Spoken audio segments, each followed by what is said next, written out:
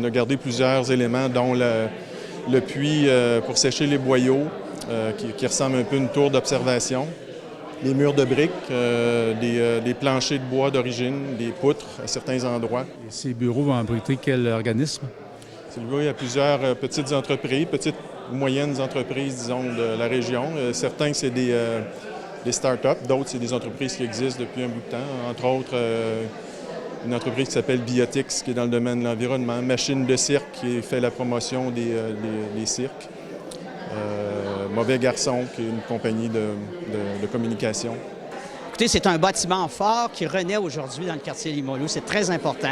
Premièrement, il faut savoir que ce bâtiment-là a été construit en 1910. Il est dû à la fusion parce que pendant longtemps, le quartier Limoilou était une ville indépendante.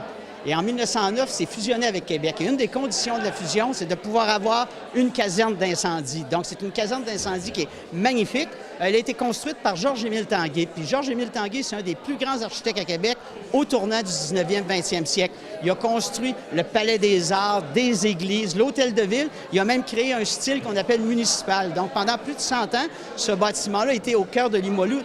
Vraiment un des plus beaux bâtiments du quartier. Il fait partie d'un ensemble architectural avec la Caisse d'économie puis avec l'église de Limoilou. Donc, c'est vraiment dans l'ADN de Limoilou, ce bâtiment-là.